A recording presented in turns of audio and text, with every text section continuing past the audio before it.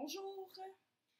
J'ai déjà fait quelques capsules sur ce que moi j'appelle la théorie, l'idéologie, du genre. On appelle ça la théorie du genre communément. Moi, je dis que c'est une idéologie. J'ai fait une capsule sur le sujet dans la série dans laquelle je commentais un texte de Sokal et Bricmont et dans laquelle j'expliquais que l'idéologie du genre est fallacieuse dans la mesure où elle consiste à revendiquer la liberté sur des questions de fait. J'ai aussi parlé de la critique qu'en fait Mathieu Bock-Côté du point de vue de la philosophie conservatrice dans la série sur le libéralisme et la critique conservatrice. J'endosse partiellement les critiques de Mathieu Bock-Côté, mais j'aurais quand même certains commentaires à faire. Et donc, celle-ci, c'est la première d'une série de capsules que je vais faire sur justement l'idéologie du genre. Et je vais en parler selon le point de vue que j'ai acquis sur le sujet après plusieurs années de lecture sur le sujet, après maintes et maintes discussions et après des cours de sociologie du genre à l'Université de Montréal. Et notez que pour un bon moment, je vais m'en tenir essentiellement aux personnes trans, c'est-à-dire les femmes trans et les hommes trans, en laissant de côté les personnes qui se disent non-binaires, parce que déjà, juste avec le sujet des femmes trans et hommes trans, il y en a long à dire. Alors, Mathieu Bock-Côté, je vous le rappelle, affirme l'importance des genres. Il y a des interprétations sociales et des représentations sociales associées à la femme, et ça s'appelle la féminité.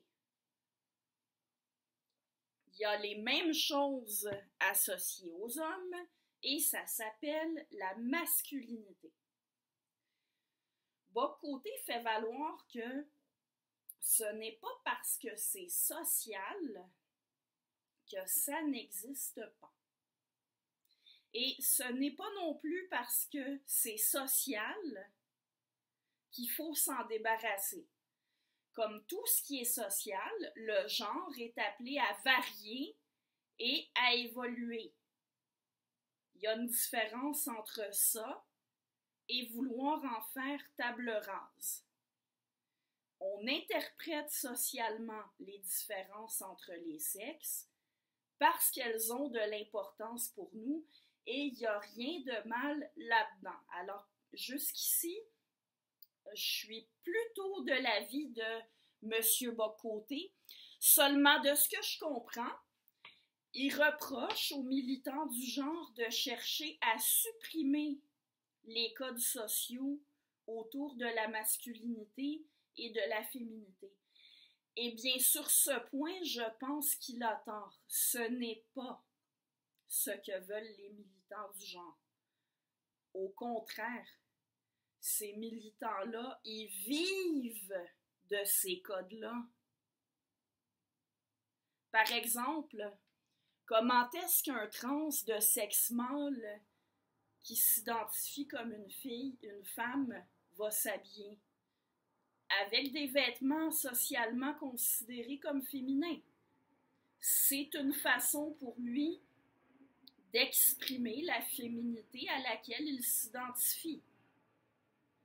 Je le dis et le redis, les personnes trans ne sont pas des personnes qui rejettent les normes de genre associées à leur sexe.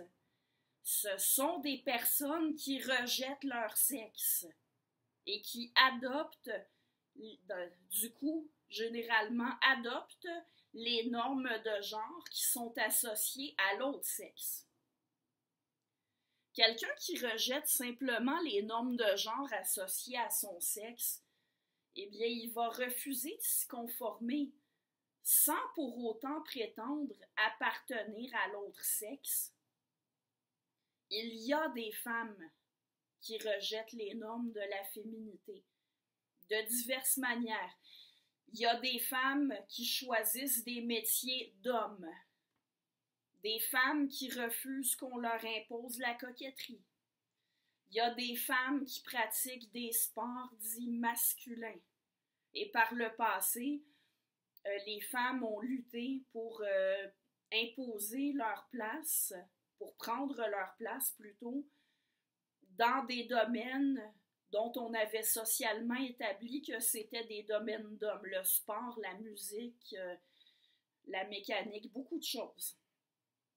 Et même aujourd'hui, il arrive que des femmes veuillent faire leur place dans des activités qui sont plutôt considérées comme masculines ou qu'elles aient une attitude qu'on considère généralement comme masculine. Et si elles rencontrent de la résistance de la part des autres, si elles se font dire qu'elles sont des femmes et que ce qu'elles font, c'est pas pour les femmes, eh bien, elles ne vont pas dire « Ah ben non, je m'identifie au genre masculin, alors je suis un homme, même si j'ai un vagin. » Non, c'est pas ça qu'elles vont dire. Elles vont dire que le fait d'être une femme n'a pas à les empêcher de faire ce qu'elles ont envie de faire. Le même genre de choses existe chez certains hommes. Par exemple, il y a des hommes qui considèrent que le fait d'être un homme n'a pas à les empêcher de se maquiller, de porter du rose, de porter du filet ou même de porter des jupes. On peut penser à un bon nombre d'exemples d'artistes hommes qui se maquillent ou qui portent des vêtements de femmes sur scène. Boy George, Marilyn Manson, Kurt Cobain, pour ne nommer que ceux-là. Et il y a même certains hommes qui portent du maquillage dans leur quotidien, sans refuser d'admettre qu'ils sont des hommes. Ça, c'est refuser que le sexe auquel on appartient nous oblige à nous conformer à un genre. Au risque d'être redondante, quand un être humain mâle affirme qu'il est une femme et demande qu'on parle de lui comme d'une femme, qu'on le considère comme une femme, il n'est pas en train de rejeter le genre masculin. Il est en train de rejeter son sexe. Et justement, pour en revenir à ce que j'ai dit là, au sujet de l'habillement des personnes trans, pourquoi pensez-vous que les trans de sexe mâle qui veulent qu'on les reconnaisse comme des femmes utilisent des codes de la féminité, notamment les vêtements et les accessoires féminins? Pourquoi vous pensez? Sinon parce qu'ils acceptent pour eux-mêmes ces représentations-là de la féminité. Et la même chose est vraie pour les trans de sexe femelle qui utilisent des codes de la masculinité pour exprimer et probablement aussi pour renforcer l'identité d'homme qu'elles veulent se donner. Ces gens-là ne rejettent en rien tous ces codes-là, ils les utilisent.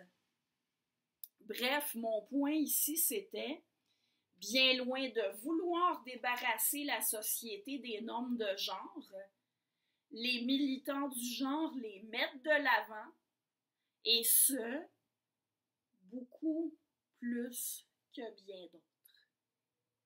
En effet, si je m'en tiens aux personnes de sexe mâle qui veulent être reconnues comme des femmes, étant donné que leur sexe ne peut pas être invoqué pour faire reconnaître aux autres qu'ils sont des femmes, ben il leur reste des éléments du genre. Alors là, ils font valoir qu'ils agissent comme des femmes et que du coup, ils sont des femmes. Et en passant, bien des féministes ont développé là-dessus, ce n'est pas rare qu'ils aient une conception réductrice et insistante et insultante, une conception réductrice et insultante de ce que veut dire agir comme une femme. La prochaine fois, je vous explique pourquoi il n'y a pas de personne cisgenre.